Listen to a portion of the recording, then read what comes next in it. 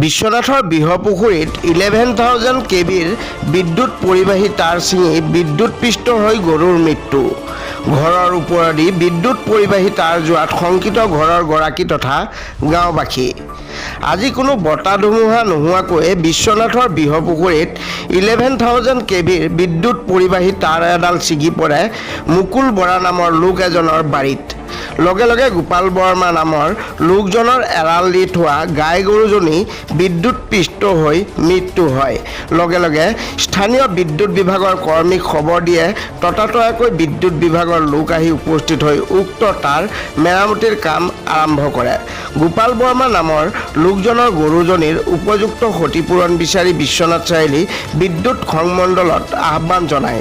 উল্লেখযোগ্য যে বহুবাৰ বিদ্যুৎ বিভাগক জনোৱাৰ পিছতো মুকুল বৰাৰ ঘৰৰ ওপৰেদি যোৱা তাঁৰডাল বিদ্যুৎ বিভাগে আজিলৈকে আঁতৰোৱা নাই। ঘৰখনত দুজনকৈ কৰ্কট ৰোগী থকা পৰিয়ালটো ভয়ত কম্পমান, কিন্তু কাণ খাৰ নাই বিদ্যুৎ বিভাগৰ। বৃহপুখুৰী ৰাইজৰ দাবী, অতি সোনকালে ঘৰৰ ওপৰেদি যোৱা বিদ্যুৎ পৰিবাহী তাঁৰডাল আঁতৰাই অন্য দিশলৈ লৈ যাব লাগে।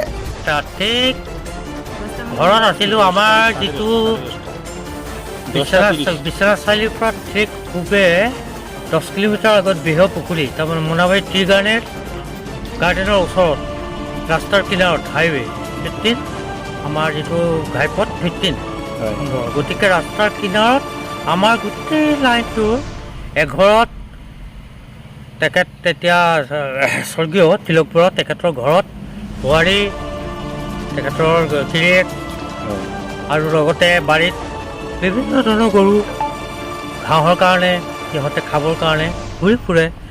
হঠাৎ আমি দেখা পালোঁ, বিশেষকৈ মই দেখা পালোঁ, আমাৰ ওচৰৰ গাঁৱৰ মানুহে দেখিলে ধোঁৱা। তেতিয়া লগে লগে আহি পেলাই চালোঁ, গৰুজনী লগে লগে মৰিলে। আৰু এই যিখন ঘৰৰ ওপৰতে তাঁৰডাল গৈছে, ভাগ্যে কিবা আজি গুৰু ভাল আছিল, হয়তো আজি বৃহপুখুৰীবাসী এজনো হয়তো আমাৰ ইয়াত জীয়াই নাথাকিলহেঁতেন। যদি 11 কেবিৰ তাঁৰডাল যদি সেই মানুহ ঘৰৰ ঘৰত যদি পৰাহেঁতেন, আজি আমি কোনো জীয়াই নাথাকিলোহেঁতেন।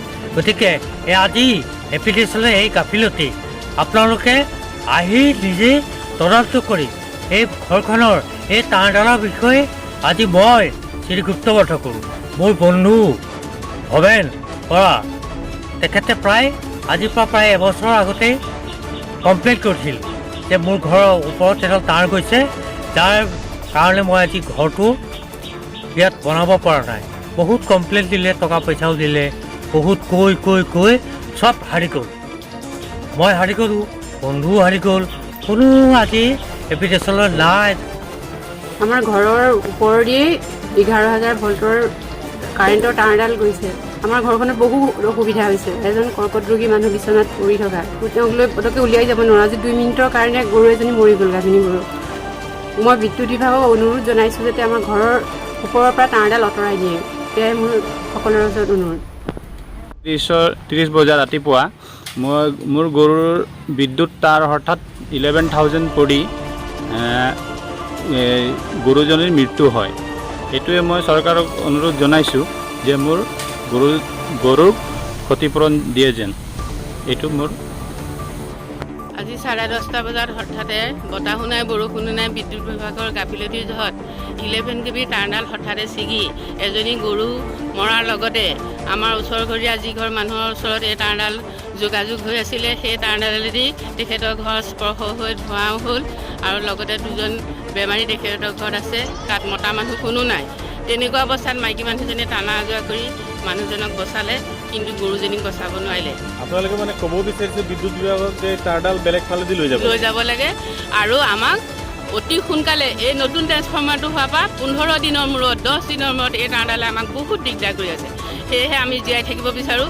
আমি দুখীয়া মানুহ, আমি কাকো একো বিচৰা নাই, কিন্তু আপোনালোকে এই তাঁৰডাল বেলেগ ফালেদি সংযোগ কৰি আমাক বিপদমুক্ত কৰিব লাগে।